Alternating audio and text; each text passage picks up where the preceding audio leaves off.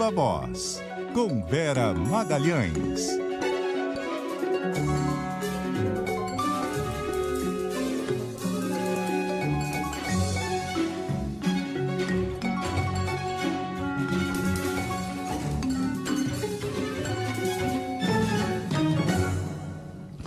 E aí, Vera? Boa tarde, Sardenberg, Cássia e todos os ouvintes e espectadores. Boa tarde, Vera. Ô, Vera, tem uma pressão bolsonarista nas redes aí, tentando derrubar o Renan da relatoria da CPI da Covid. O Renan reagiu, né, pedindo que fossem tirados do ar várias contas, né, bolsonaristas. Mas a questão é a seguinte, redes à parte, tem alguma chance de derrubarem o Renan?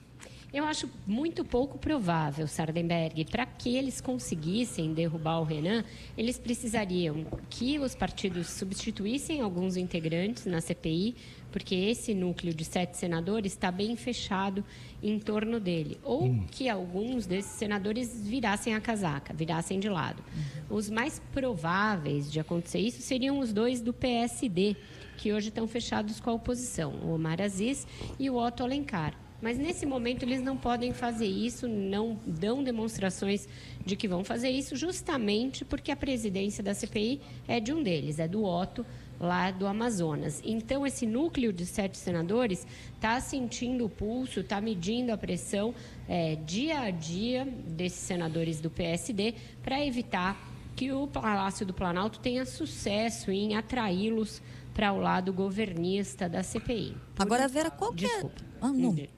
Pode concluir, tadinha. Não, quis interromper, que por enquanto tá tranquilo para ele se manter, porque foi feito um acordo para os 3 cargos. Então, tudo orbita em torno desse grupo. Cássia, diga. Eu ia te perguntar o seguinte, Vera, qual que é a diferença da situação que a gente tem hoje com essa pressão nas redes sociais dos bolsonaristas e situações anteriores em que esse tipo de pressão conseguiu surtir efeito?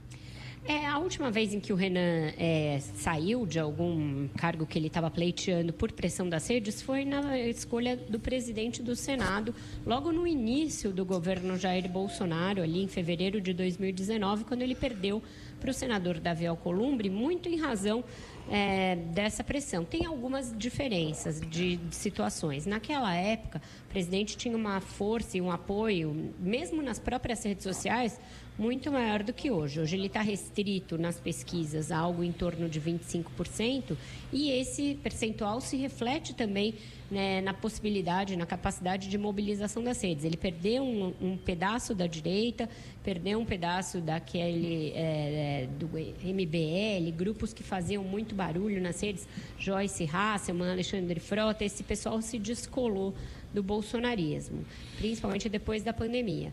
Também lá dentro do Senado, o Renan conseguiu angariar alguns apoios que ele não tinha naquela ocasião, Cássia. Então, por exemplo, o Randolfo Rodrigues, que hoje é da CPI e vai ser o provável vice-presidente da comissão, era um opositor à ideia do Renan naquela época e foi um dos que trabalharam pela candidatura do Davi Alcolumbre. Mesma coisa o senador Tasso Gereissati, que era daquele grupo dos que podiam até disputar com ele a presidência do Senado. É um adversário muito antigo do Renan, os dois já tiveram vários embates em vários momentos, mas agora está apoiando a escolha dele para a relatoria, porque sabe que ele pode conduzir a CPI de uma maneira independente do Bolsonaro. Agora, bom, ficou para a semana que vem, né? Provavelmente vai ficar para a semana que vem. O feriado de amanhã veio bem a calhar para o governo, Sardenberg. E imagina, né? Os senadores irem a Brasília na quinta-feira, depois de um feriado, e antes da sexta, não. Ilusório, né? Imagina. Nem pensar. Agora, bom, dado isso por resolvido, a CPI tem bala na agulha, né? Tem bala na agulha, a gente já falou aqui das possibilidades de convocação muito incômodas para o governo. Tem uma ideia mais ou menos consolidada de chamar o ex-ministro Pazuello e o ministro Paulo Guedes logo na primeira leva de depoimentos. Isso não agrada, principalmente no momento em que o Guedes ainda está muito agastado com uma parte do Congresso em razão das mudanças que têm de ser feitas no orçamento para que o governo não incorra em crime de responsabilidade. Então, o clima não é bom. Vão usar essa trégua aí com o feriado até a semana que vem para tentar ainda alguma cartada. A deputada Carla Zambelli foi à Justiça para tentar evitar que o Renan seja relator, mas não acredito que ela vá ter sucesso. Embora o judiciário, a gente tenha visto, esteja vendo o judiciário se meter em muitas questões que são de outros poderes, nessa não acredito que ele vai enfiar a colher de pau, não, Sardenberg. Tá. Agora, tem uma conversa também de que a CPI pode convocar a diretoria da Pfizer. Aí eu acho mais difícil, né? Vão acabar chamando algum representante aqui no Brasil e tal, porque não acho que ela tenha ingerência de fazer convocações fora do país. Não acho que ela tenha esse poder. Vão chamar alguns representantes aqui no Brasil. O que eles querem é caracterizar que o presidente Jair Bolsonaro deliberadamente deixou de comprar as doses da vacina quando elas foram ofertadas e quando a Pfizer estava em tratativas com os governos lá no meio do ano passado. Eu acho que tem várias maneiras de você comprovar isso sem precisar convocar a diretoria da Pfizer. Acho que isso é um pouco de jogo de cena dos senadores, né? Não. Quando eu falei convocar, seriam os caras aqui do Brasil, né? Esses devem ir, e tá muito ser convidado, né? Exatamente, e está muito bem documentado, né, Sardenberg? Isso. Teve reuniões, estavam na agenda do presidente, ele sempre fala muito, Bolsonaro. Então, ele vai produzindo provas cronometradas ali, ele faz uma cronologia das suas próprias ações. Vai ser muito fácil comprovar isso, principalmente porque ele disse que não compraria, não comprou efetivamente, e outros países compraram na mesma época em que o Brasil teve a oportunidade.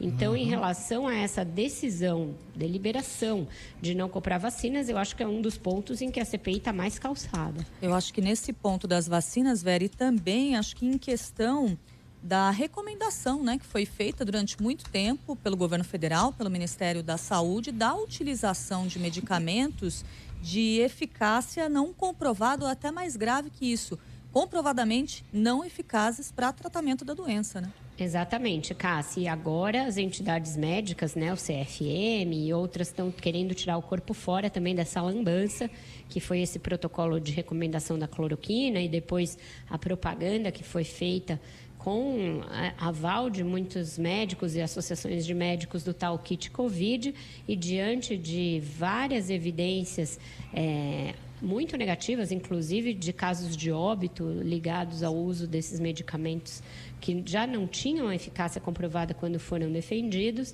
essas entidades começam a tirar o corpo fora e dar a entender que nunca recomendaram aquilo que recomendaram. Então, acho que também essas entidades deverão se sentar no banco de depoentes da CPI e explicar o comportamento bastante antiético, para dizer o mínimo, que tiveram, né, nesse quesito aí, nesse capítulo lamentável, mais um capítulo lamentável do nosso enfrentamento à pandemia.